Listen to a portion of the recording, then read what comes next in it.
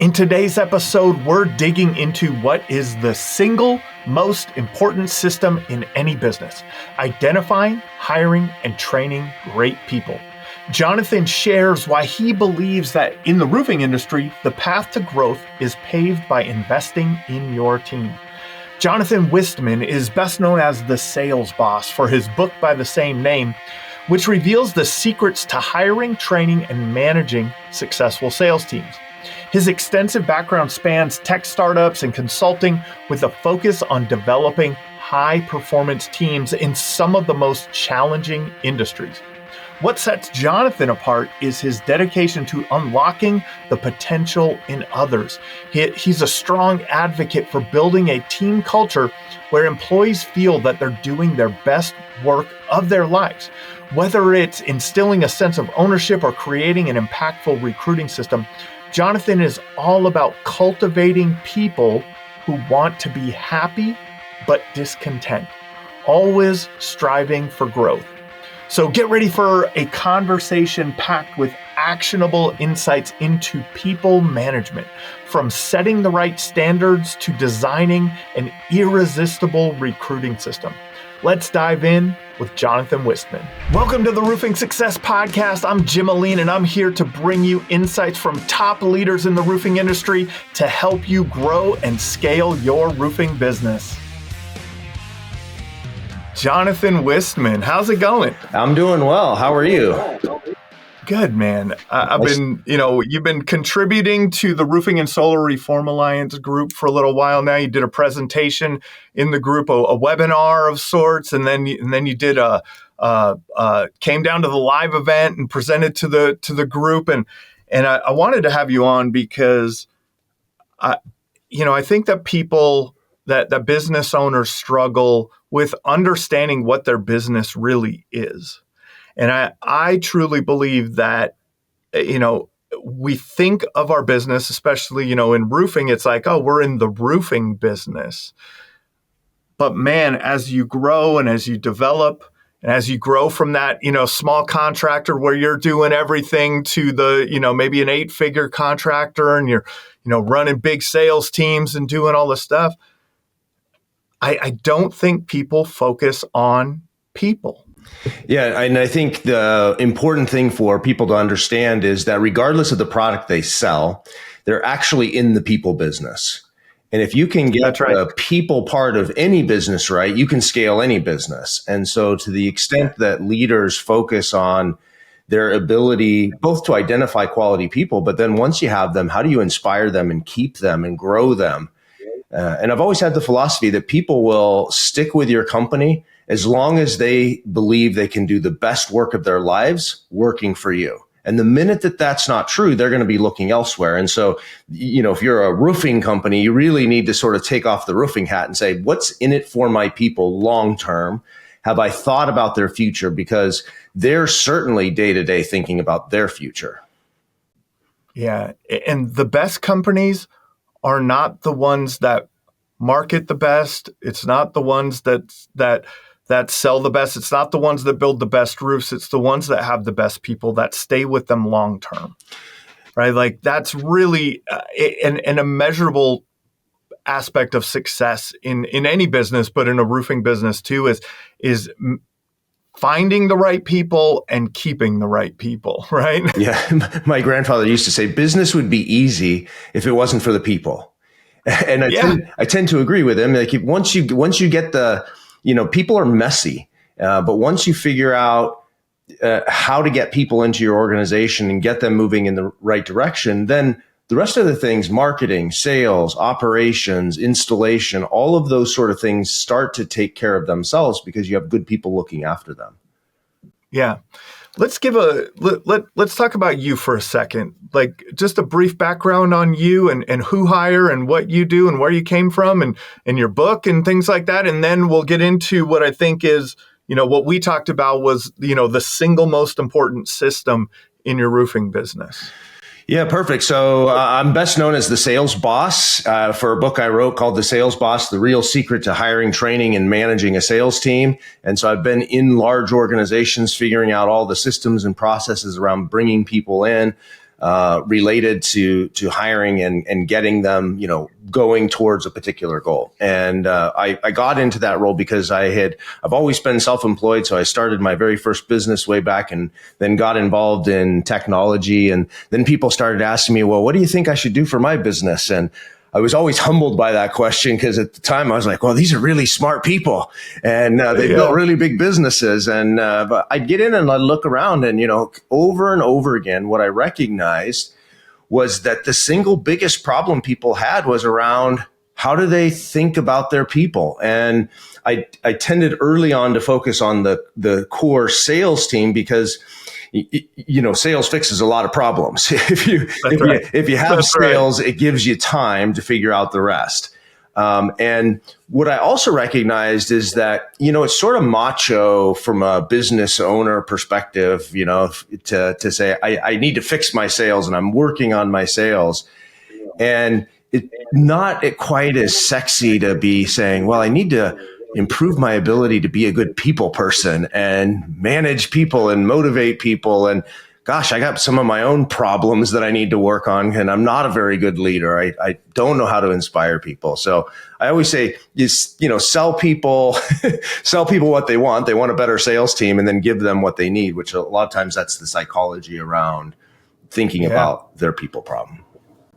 Yeah. And that's a good point. It's that we always think that the largest return on investment will come from sales, right? Or working on selling better, or being a better salesperson, or building better salespeople, and which that is to a point.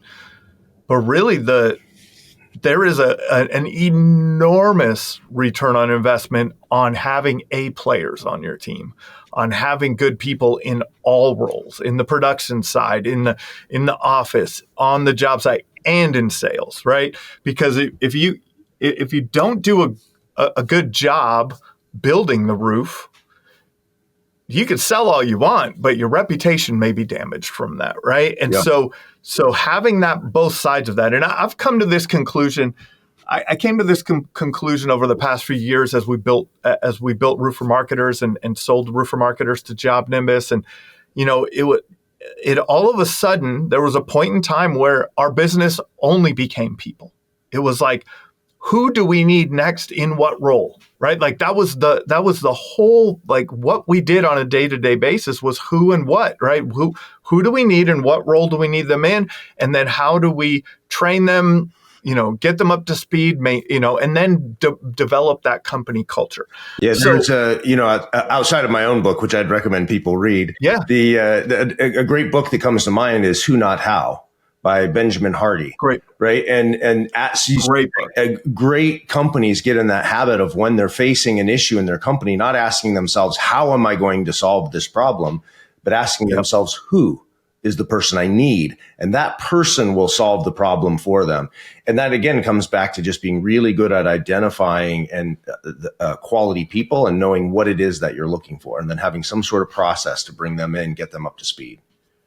Yeah, and that's what we were talking about, before we went live here, is really it really is the single most important system, and that's how you defined it, right? It's the single most important system in your business. So, what is the single most important system in your business? Yeah, it's the one for identifying, hiring, and training great people. That's it.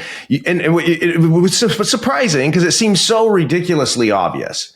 And yet people have an accounting system. They have, a roofing system. There's systems for everything. And yet the people part of their business oftentimes is sort of an afterthought, right? I oftentimes see managers who's like, oh, crap, I got a noon interview with so-and-so. And they're sort of rustling around saying, where's the resume? And it's almost an afterthought to what happened in their day. And so I try to train companies when I'm working with them to be thinking about when they move somebody forward in the hiring process, that their staff believes that they're making a $500,000 decision. In fact, in my own company and the ones I train, I actually literally have them write a $500,000 check. Now, we don't actually cash it, but that process of writing the check out and endorsing their name on the back of it causes them to go back to the conversations we've had about the importance of this hire in our business. Now, I don't know about your business, but who's authorized to write a $500,000 check in your business? Probably not many. Not many. Right? That's right. And yet we, as leaders, give that authority to others in our organizations to weigh in and make hiring decisions. And are we holding them to the same standard and scrutiny that we would as if we gave them access to write a $500,000 check? That's a great way to look at it. It really emphasizes the importance of that person, right? Yeah. It's not, I think we get caught up in this so I look at it this way, and maybe, I'm sure you could define it a little bit better, but like I look at it as hiring and recruiting. I think of those things as two different things. And I look at hiring as what a lot of small businesses do when they have a need, right? And it's like, we need a body for this seat. Let's just get someone to help. Then the other side of it is recruiting. And recruiting, to me, the way I look at it, is intentional, right? You're actually looking for not just a warm body for that seat, right? You're looking for someone very specific, and you're willing to take some time, and you're willing to, I think, like put that emphasis, like you're talking about with the writing the $500,000 check, like you're putting that emphasis on that. You're really taking it seriously. Yeah. How should a roofing contractor or a small business owner, think about that? How do they put a recruiting process in place and not just hire? Well, it comes down it comes down to really knowing what it is you're looking for. What's the role that you need to play? So in sales, Sandler was, if you've ever followed the Sandler sales system, David Sandler was famous for the saying that a sales team or a sales process is like a stage play put on by a psychologist, right? And I think of companies like a stage. Right. And if you're a director of a stage play, when you do a casting call, you're looking for very specific people. You're looking for somebody to play a lead. You're looking for somebody to play the secondary role. You're looking for a chorus. And you create auditions for that specific role. And what you're doing is you're thinking about your audience and what's the emotional journey and the story that you're trying to take your audience through.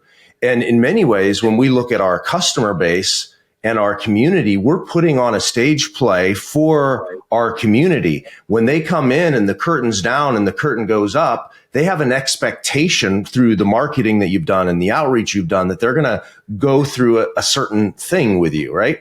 So that's when I'm first start talking to people about thinking about this recruiting, is get really crystal clear on what is the role. And people get confused with a job description, which is a series of, tasks that somebody's going to do, which is entirely different than a role. If you're a director, you're going to give somebody, of course you have a line and you have a script, but you're looking for that actor or actress to bring their own talent and their own energy and their own inspiration to that role. And when everybody comes together and they do an inspired performance, they've taken something that can be, an okay script on its own, a play, and they can make it this magnificent thing that goes on and wins awards and people come back night after night and, give them a standing ovation. So just thinking about changing your perspective that I'm not hiring an employee. I'm hiring somebody to put on my cast of players. And every day when the curtain goes up on our business, we're playing for applause. We're playing for the critics' review, right? Your 5-star Google review is actually like the critic that, puts out a review of your stage play. How did you do today? Yeah, that's so amazing. And what light bulb really went off in my head, and this is one of those things that I've never thought, it's the role that you're hiring for, right? Yeah. The word is right there. Yeah. And oh, we're hiring for a role. And it's the same thing, if you think of it from a sports analogy, right? Like the general manager you're not recruiting linemen to play wide receiver. Yeah. Right. Like they're not bringing in, like you're actually saying, this is the person I want. This is the skill set that they need to be successful doing these tasks. Is that how I'm thinking about it? Right. Like your job description are the tasks. Now we say, well, what qualities make up a person who is good at these tasks? Is that That's exactly it. In my book, The Sales Boss, I named it BOSS. The BOSS is actually an acronym that stands for the 4 levers that a leader can look at when something's going wrong with somebody on their team. And they stand for these 4 things. B is behavior. The thing they're doing, right? And so in every role in your organization, there is a behavior that's critical to that role. It might be the ability to knock and have a door-to-door conversation with somebody on their front porch. Yeah. It might be, like insert whatever the behavior is that's important and critical to that role. O stands for outlook. Outlook's everything going on, between the ears. It's their view of themselves, their view of their community, might be their relationship with their significant other, their competitor. All of those things come into play. And then the third, the S, is skill. And a lot of times when we're looking for people, we actually get stuck on the skill. We're like, do they have this skill? I'm less interested in that because without the right behavior, the right outlook, it doesn't really matter if they have the skill or not. But if they have the right behavior, they have the right outlook, I can teach almost any skill. And then the last S is for stature. And you've seen people that have stature, right? It develops over time. They walk into the room, people immediately understand they're the expert, that they belong there, that they're somebody that they should listen to, they're somebody they should value. So BOSS. So the way I put that into the hiring process is to get really clear on what is the critical behavior that's necessary for this role. So if the role requires them to be up and talking to a group all the time, have they ever done that? Not necessarily in my industry, but have they done that thing, right? If it requires them to, be doing whatever that behavior is. Hopefully that makes sense. Yeah, that makes a lot of sense. And if you go back to a stage play, yeah, that's really what the director's doing. Have they ever played a leading lady, right? Have they done that role? They don't really care the venue under which they've done that, but have they done it before? I was talking to someone recently about that. One of my coaching in the digital marketing agency group that I coach in, we were talking about hiring salespeople, and I think that you have to simplify it, you have 3 options, right? You have the person who has sales experience in your industry. So like a roofing salesperson who has been in roofing sales for a long time. You have a person who has sales experience, but maybe not in your industry specific. And then you have the person that has no sales experience, right? And we were having a conversation around, well, which person would you like? Do you want the person that, they have no sales experience, and what things would you want them to what qualities would you want them to have if they were that person? If they had been in sales, but they just had not been in roofing sales, what qualities would you want in that person? That's maybe they don't have the roofing skill, but they have the skill of sales, right? And so they might not have the stature was the last one. Yes. Stature. So maybe they don't have the confidence and the stature of that they can stand up there and do a roof inspection and really present the here's your hail damage and this is what's wrong. And, they may not have that yet, but they have that sales experience. They can qualify that a little bit. And we were talking about, there's different, it depends on how you want to build your sales team, right? Like, do you want to really shape and mold people? Or do you want to just teach them roofing? Or do you want to manage someone who has habits that maybe you don't like? right? And have to, that you may have to change, they may have to change some things to work with your team. And, one of the interesting things, and I'd love to tell you about this journey that we're going on with Who Hire, but think about looking at a room full of kids, right? Young, maybe they're in that room and they're beating on pots and pans like kids are known to do, just making a racket. Yeah. What is it that if you gave all of them the exposure to the same sort of opportunity and musical training and that, what causes some of those kids to go on and play at Carnegie Hall and others to just like barely sing karaoke, or, maybe you even only want them singing in the shower, right? There is something intrinsic to the way we're wired that causes us, one, to have a love and a passion for certain things, and then a talent for them. Like there are people that love to sing. Nobody loves to hear them sing, right? And there's others that they love it and they're good at it and they go on for greatness. And so I've been fascinated by this study of human potential and what causes people to tick. And 4 years ago, I came across a gal, great story. She grew up in Taiwan, literally in a rice paddy. No running water, no electricity, first of her family to go to college, amazing data scientist, IO psychologist, and a great thinker. And she had asked herself this question around what causes people to tick. And there's a lot of like pre-hire types of assessments out there. People are probably familiar with like DISC and Myers-Briggs and PI. Yep.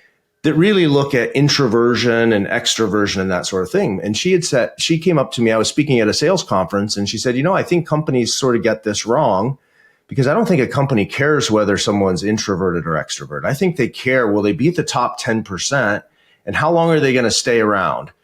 And so what she did is she went back into academic research coming out of universities, and she had identified about 450 what's known in the industry as psychographic traits, so things like cognitive agility, practical intelligence, interpersonal listening, self-efficacy, self-awareness, locus of control, life stress, emotional regulation. There's all of these things that science says we can measure reliably in humans, and they don't change a lot over time. We're just sort of wired. It's like a kid who, exposed to the right thing, he does great at music, as opposed to the other kid exposed to the same thing who just sort of sings in the shower.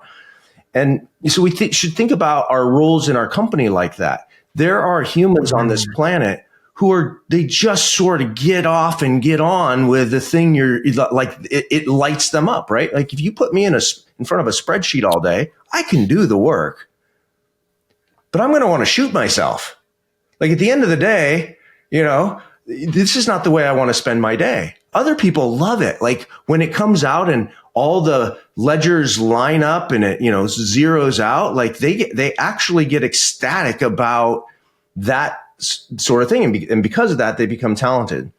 So what she did is she went into companies like Mercedes-Benz, and she got thousands of car salespeople, and she did a huge psychographic assessment, about 450 human traits. So got this really rich view of who are the kinds of people working in those jobs today. And so that's one big bucket of data. And on the other side, she got their actual performance. So how many cars did they sell? How long did they stay on the job? What was their average margin? How much did they discount? And she fed that into a machine learning pattern recognition engine. Almost identical to the type of algorithms that insurance companies use when you sign up for insurance to say how long is this person going to live? What disease are they likely to get? Right? Because they're trying to hedge their risk. That's right. And so what came out of that was what we call a performance blueprint. So now companies like Mercedes use that for somebody to take a 10-minute questionnaire coming in, and she puts out a prediction. This person's likely to sell 50 cars a month or 40 cars a month. They're going to stay around long term. This person's going to churn out early. And she was getting to within 15%. Like, that's pretty amazing for how messy people are. And when you sit down in an interview, almost all of those things I listed would be impossible even for a great interviewer to get.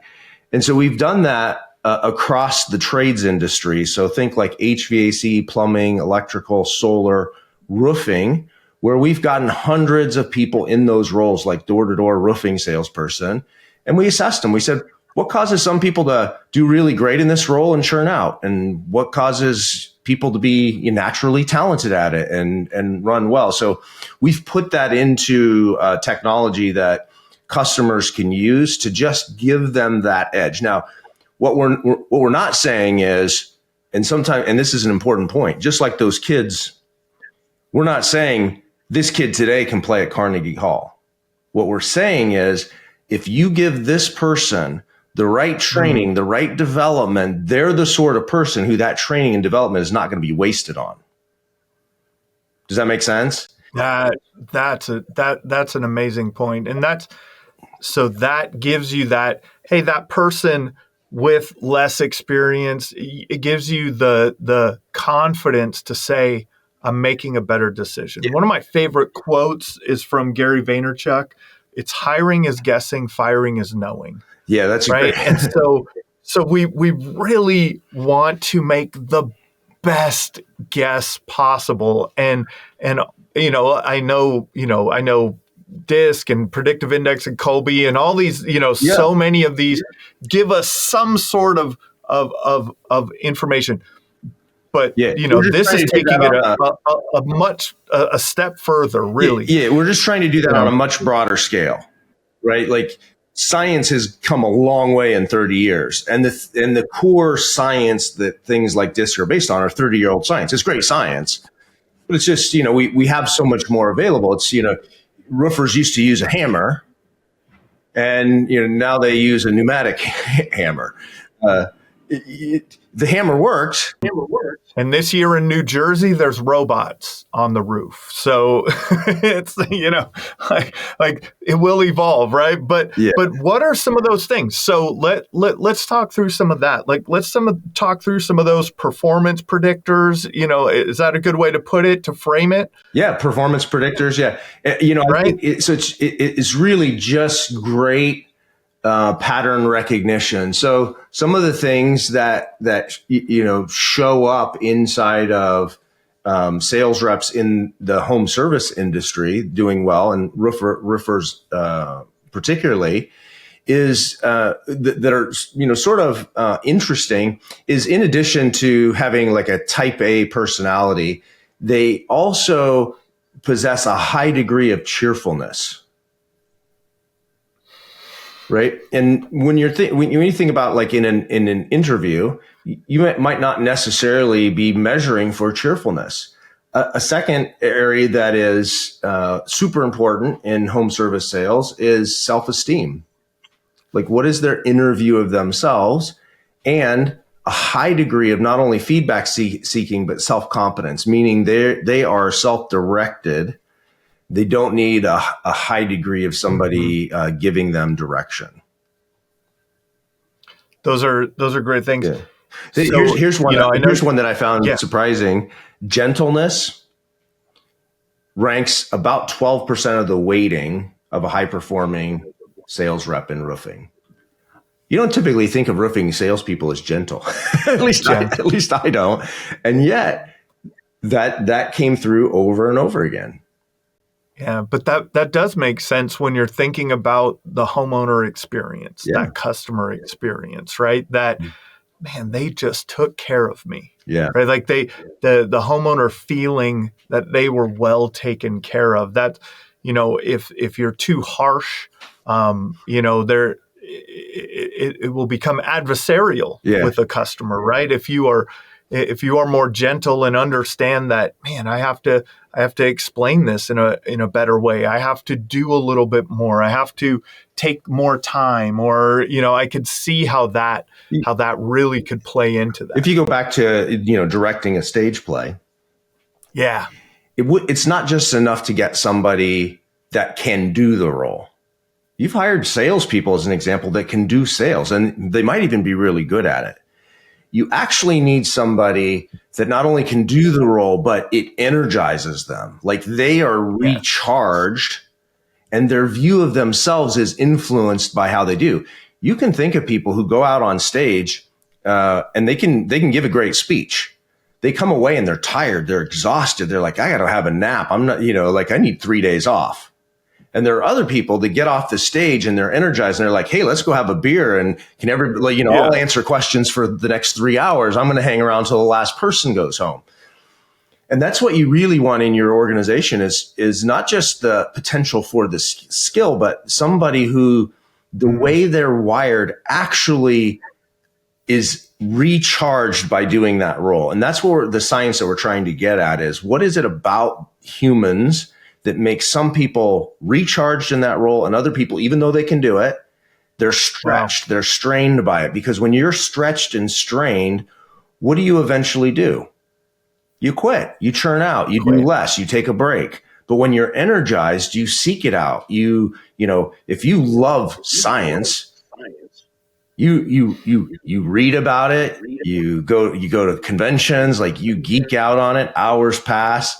And if you don't like science, your eyes glaze over the minute it doesn't mean you can't do it, that you can't understand the concepts. It just doesn't do anything for you.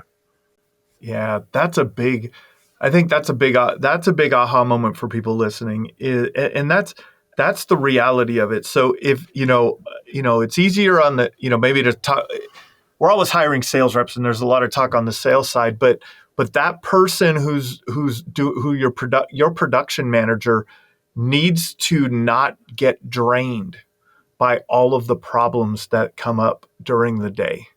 Yeah. And you have people that can handle the problems. They're capable, but it drains them. It drains them. Instead of that, you need someone that's like, oh, we're missing materials here. Cool.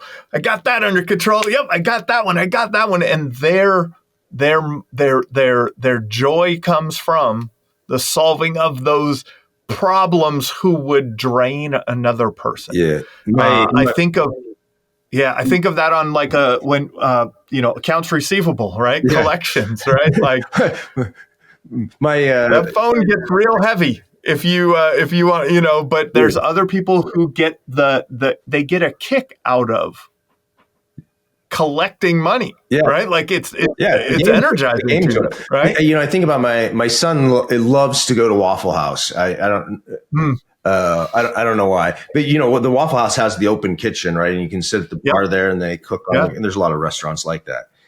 And you can see like short order cooks in that environment. Like there's a lot coming at them and they're having a good time. They're turning around and joking with the customers and like, there's a little song and dance going there, and you can tell they really enjoy working that kitchen and having the audience right there. And there are other people that, they can cook a decent breakfast, but you can just tell it weighs on them. Like they're not any joy. This is a job, and they're eventually going to churn out. Every role in your organization is that way, and that's the lens with which you build a great team. Is go back to thinking of it as a role performance, not a job performance. I love that. That's and just with that thought process of will this person be energized with what they're doing on a day-to-day basis? Even if someone doesn't have access to the data like you have or working with you guys on stuff, they can at least have ask some sort of questions that may lead to that, right? Yeah. Like that may get to at least part of the way there, right? They may not get all of the way there, but they'll get, but I think it's what you focus on improves, right? So if you focus on hiring or recruiting through this lens of who can we find that is energized by this role, if just going into it with that mindset, I could see that making an enormous impact. And if you say what on the people that you bring in, and if you say what's the non-job equivalent to this behavior? So go back to boss behavior, outlook, skill, stature. What's the non-job equivalent, right? So it might be coaching Little League, it might be whatever it is. If somebody's energized by it, you'll find non-job evidence that they do those sort of things. Yeah. Right. That they're energized by it. So one of the shorthand things I look for in every interview, doesn't matter the role. If I could only make a hiring decision based on one thing, it would be, is this person a happy discontent? And what I mean by that is their view of the world and of themselves generally happy. Like they have a positive outlook. They see people as having good intent. They see themselves as capable human beings. They're not miserable. They're just genuinely happy people. And then I say a happy discontent, meaning there's also a part of them that's slightly unhappy with where they're at because they know they could do better. They know there's more yet out for them. So they're striving, they're seeking, there's sort of self-improvement baked into them. But that desire for better doesn't make them unhappy in their day-to-day living. It doesn't create a negativity. It doesn't create this mindset of entitlement that, they've been shortchanged. The world's dealt them a bad hand.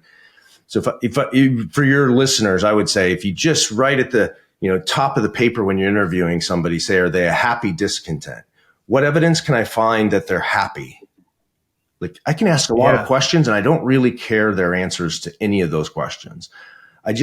Does the language they use to describe the world around them tell me that they're happy, and yet they realize there's more out there for them? They were built for more, that they're not static humans.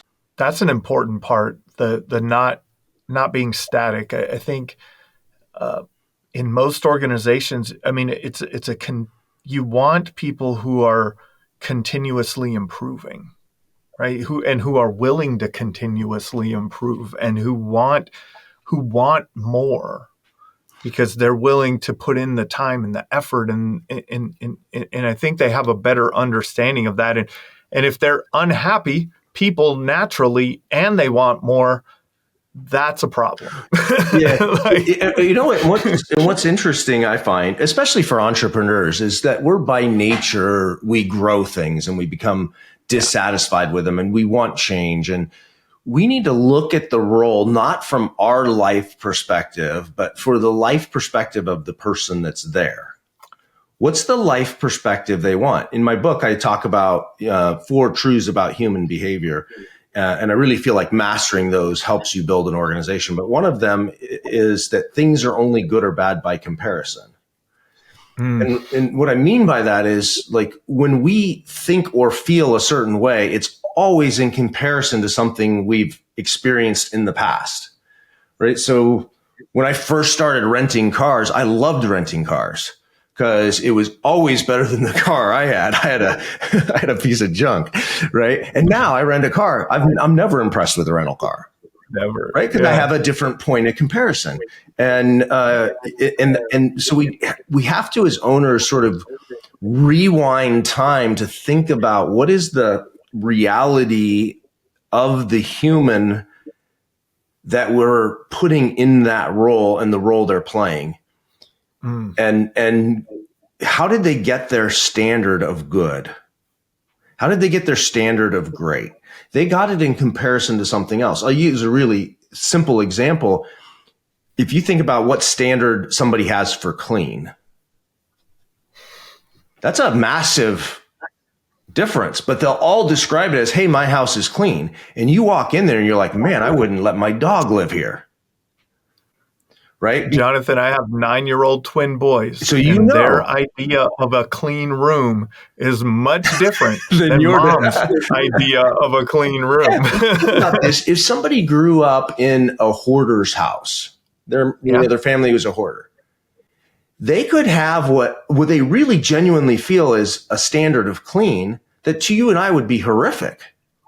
Yeah. But it's better than what they experience. So when you're hiring somebody into your organization and you're recruiting somebody into your organization, you want to hire somebody whose reference for great is as close to the standard you need. And what I don't see leaders asking in that interview and when they're working with new employees is, where did that standard come from? In roofing, where did their standard of honesty come from? Where did their standard of truthfulness come from? Where did their standard of work ethic come from? in many cases, people may have come from broken families. They might have come from, and that's their standard. And I'm not saying that's a negative thing. I came from a broken family, but you have to acknowledge, where did their standard of great come from? And there's a lot of scientific research around, people have a set point. You think about a thermostat, right? You set it to 75, and when it hits 75, it stops. And you can turn the temperature up and it'll get to 80. You can turn it down and you'll cool. But everybody has a set point. And people's set points tend to be somewhere within 10 to 15% of their peer group, of their standard. So meaning, when I'm making 15% more than the rest of my family, I think I'm making a great living. When I'm doing anything slightly above the standard, my set point goes off. It doesn't mean I don't consciously shut off, but there's a complete difference between, I've parked my car inside a parking garage and I can't get it out unless I have the $12 to pay the parking fee, versus I'd love to have an extra $12 to buy an ice cream cone. Like, if my car's locked up, I'm desperate. Right? And you just got to think about, what's the drive coming from? And where is their thermostat set? Going back to those kind of what I was talking about, the three types of sales reps that I'd kind of, that new person, a lot of times you have to make sure that they are willing, that their temperature will be set high enough to reach a sales goal that helps to achieve the company sales goal. Yeah, if that makes sense, right? Like, if you have a $5 million goal for your company, and you hired 5 reps, and you need each of them to hit $1 million, and to hit $1 million, they'll make 6 figures. Let's make the math easy, right? They'll make $100,000. If their thermostat is set at $45,000, once they get there, they're going to not feel inclined then to knock the next door a lot of times, right? And we're all like that. We're all like that. And that's the challenge. If you as an owner think there's something wrong with that salesperson, no, it's actually you. You just don't understand human nature. Your business owner is the same way. When they got to make payroll and they got to do everything else, they work much harder. But there's a point at which, and it's different for every business owner. There's some business owner, they're under 5 million, they're panicked. There's others that are under 10 million, they're panicked. Everybody has a comfort level with how many zeros they, and which side of the decimal point it's on in their bank account, at which point they panic. The humans we bring into our business are the same way. They have a standard. So the better that you get at saying, not what is my team's standard, but what is Joe or Bob or Craig or Cindy or how did they get that standard?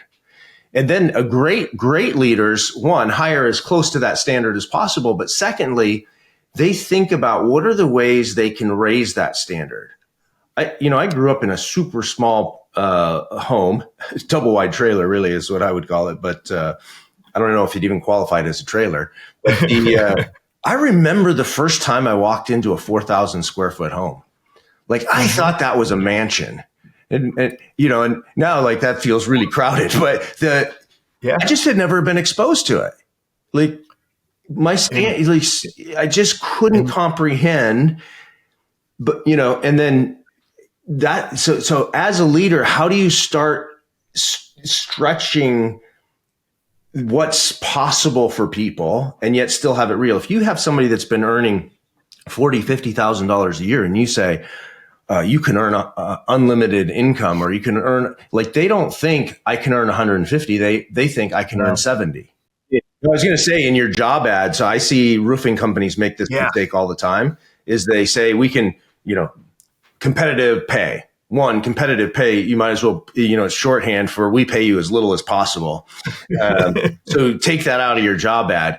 But secondly, they say you can earn unlimited income, or you can earn up to, or you can earn, and it's really mushy language. So if you're going to put compensation in your ad, and you need to, you shouldn't say can earn. You should use the term you must earn.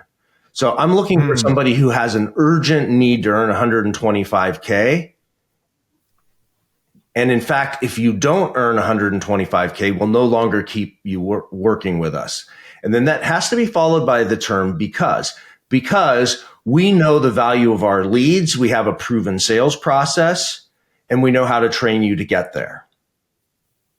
So for that person that's looking, they're going to go, oh, this company means it when they say I can earn 125K. It's real. And then I'm not going to hire somebody who I'm requiring to earn 125 that's only earned 30,000 a year. I'm just not going to do it. Because I know when they hit 30, they may push themselves to 50, but certainly by the time they get to 50 or 60K, they're living large. It's twice what they've ever made. Exactly. And this is exactly where I was going with it, is that practical application. This is the way I've always thought about it. I've framed it I've talked about this on the podcast multiple times, but I always think of everything. To me, everything is marketing. Being a marketer, everything is marketing. So I look through everything as a marketing lens. And I think that that a lot of business owners only look at marketing to prospective customers. The second way they look at marketing is maybe to repeat and referral business, right? To past customers. So we're always looking at filling that funnel.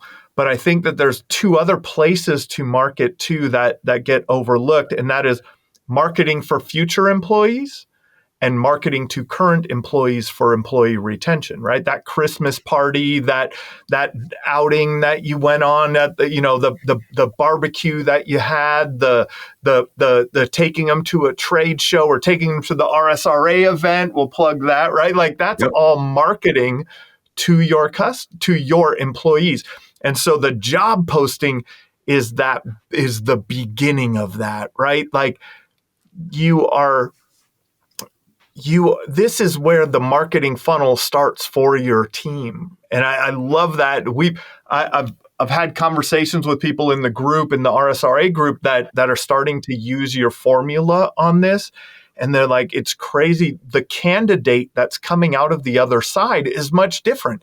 And that's because it's marketing, right? When you are, in marketing, you determine who you are marketing to, right? Yeah. Then you are determining the message that will resonate with that person. And then you have the how you're going to get that message in front of them. And that is whatever, maybe you're using Indeed or you're using whatever you're using, social media, however you're doing that, right? That's your how.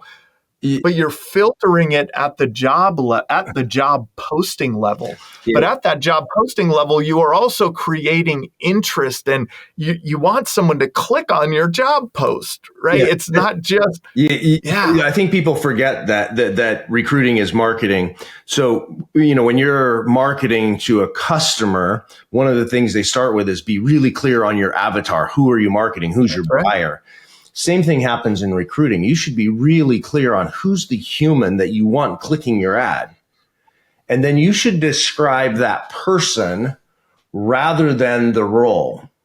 What are they going through in life? What are they thinking? For those that aren't in the RSRA, we had talked about rewriting your job ad with that. And you get job ads that'll start with, XYZ is a veteran-owned company continuing to grow due to increasing market share, robust demand. We're in need of an outside sales rep. And it goes blah, blah, blah, right? Just this long diatribe about the company. Totally different if you start a job ad with little text message snippets that says things like done working for someone that doesn't get it, that doesn't understand the meaning of loyalty, commitment, crushing every challenge, know you're built for more. If you're ready for something bigger, keep reading. That has you're immediately getting someone to go, oh, this is for me. This describes how I'm feeling in this moment. Have you ever shopped for a book on Amazon? And you maybe type in a leadership book or a sales book or vegan cooking, I don't know. But when you put that search term in, you're going to just get a bunch of covers. You don't actually click every cover and read every review. It's like, which one catches my eye? And you're like, and you don't even really know why it catches your eye. It might be the bright color. It might be the slant or font of the words, but you click on it. And instantly you start reading, you're like, this isn't for me. And you go on and click another one. You might get to 3 or 4, right? Till you pick the one. If you're a business owner, think about how is the reader of that advertisement or piece of marketing, and what does it say about your company? That's why hiring events oftentimes work. We did a hiring event for our clients where they had it outside a brewery, and they had all their clean trucks outside, music going on. The candidates coming in got an opportunity to talk with people that are already working for the company. It had an energy. Another company did the same thing, but they did it at a community food truck and what are they? A farmer's market. They're trying to go for a different kind of hire in those two environments. Who are the kinds of people that go to farmers markets and truck markets? Probably family oriented, believe in eating healthy, giving back to their community. Go out to the brewery. It's probably, single or, early age young men. Yeah. But they're two different audiences. So you get how are you showing up in the areas that have the kind of people who do well? You get into all sorts of things with hiring these days where we get really politically sensitive, and we say, well, you can't have any age discrimination. You can't have any sort of, and that's true. We shouldn't be excluding people exclusively for those reasons. However, it's also true that there are certain segments of society that thrive and love doing that sort of work because that's their identity. If you have somebody that has, been a greeter at Walmart and they lose their job being a greeter at Walmart, what job do they go look for? They go look to be a greeter at Target, or maybe they think, maybe I could be a stalker, stock food on the shelves, or maybe a stalker of humans. That would be weird, but people have sort of degrees of where they go next. And what I mean by that, and why I'm bringing that up, is: are you shopping where people see your job within reach? Right? There's also somebody that's had the $150,000 a year job, and they're never going to reach backwards. It's beneath them to do that thing you're asking them to do. So I get ageism. I get, race and gender and all of those other sort of stereotypical things. There are home service companies that are doing really well attracting women into the trades, right? And really they're opening up a whole new model of people. Like, if a woman came to sell me a roof, if she was competent and understood what she was doing, my wife would probably rather buy from her, to be honest. That's right. And my wife's probably the one making the decision because I got a bunch of other things to do. So there's the two sides of that coin. One, don't close your mind off to the potential of the humans that can do the job. That goes back to behavior. If the behavior requires a certain kind of person in a role, doesn't matter, male, female, that sort of thing, but you better be really hyper clear on what's the avatar you're trying to market to. That's the main thing for people to take away is know who, right? Know who that person is, know who you're looking for specifically. And some of the great tips that you've already shared about the different, what do they find enjoyment from and things like that. We're really looking for that. Now let's talk a little bit about, there's a mindset. You talked a little bit about the job site, job postings and how to attract someone. What's more of the process after the job posting is up?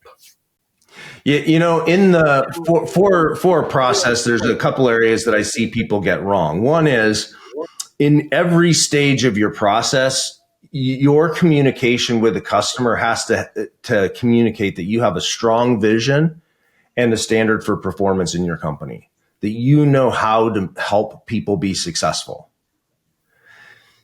And then secondly, you have to have speed and clarity on what the process is going to be. Meaning, we live in the world of food apps, DoorDash, Uber. If you're hungry and you order, a chalupa burrito or whatever your thing is you want to watch TV with, and you order it from DoorDash, between the time you order and the time that burrito shows up, how many times do you look at that app? Right? You're like they've got to figure it out. It's like the dasher is on the way to the restaurant. The restaurant has your order. Right. The restaurant's cooking your order. The dasher is waiting for your order. The dasher is on the way. Be prepped for your dasher. The reality is, it doesn't matter how often I look at that app. It isn't changing the time my burrito arrives. But they have trained us to sort of stay engaged. And yet, when people apply at your company, they're getting a thanks. We'll be in touch shortly. They come in for an interview. Great. I'll follow up with you. It's not going to work. You have to clearly say to your people that you're advertising to is, we have a robust process in place, but we move quickly for the right person. There's 4 steps. Here's what they are. And you could be working for us in as little as 10 days or 14 days. Or we'll always follow up with you within 12 hours of every single step in our process. Like, make a commitment to the people that are coming into your in through your hiring funnel. Just doing that's going to make you stand out as different. Yeah, for sure. I talk about this from a marketing perspective, not from a marketing, but from a customer journey perspective, right? Like, if your customer is wondering, you're losing. And so it's the same way. It's the same thing with a candidate. Like, if there's a really good candidate for a role in your company, and they're wondering if you're going to call them back, wondering if they're ever going to, get an interview, if they're wondering, you're losing, right? You want to be that. You want to show your, like you had said, I think, a strong vision and your standards, right? Like, you want to exude that through your communication style with them. If you had to, I know I want to kind of take a summary of all of it now, if you could. Like, from what we talked about, how do they find success in recruiting recruiting the right cast for their play? I would go right back to the beginning and be really honest with yourself. If you ask the rest of the people on your team, what is the single most important system in our company? If the answer isn't the system for recruiting, hiring, and training humans, then you need to adjust the mindset of your company. You have to be a company that is completely focused not on your customer, but on the humans coming into your business. Everything is about them. You have to believe that your employees aren't lucky to have a job working for you, that you're lucky to have humans that will devote a portion of their lives helping you build your dream. That mindset has to be embedded completely within the organization. Just that one action. If you did nothing else, you didn't use tools like Who Hire, you didn't improve your interviewing, that focus is going to improve. But then if you really believe that is the single most important system, I would follow that up with the question of, well, how do we know that? Like, what evidence can we find? Like, if somebody's most important value is being a healthy human, if you audited their life, you would find evidence. You'd open the cabinets, there wouldn't be a bunch of Snickers, right? There wouldn't be a bunch of sugar-loaded cereals. You'd probably see a set of tennis shoes and maybe a racket sitting there, or, some evidence that they have a gym membership.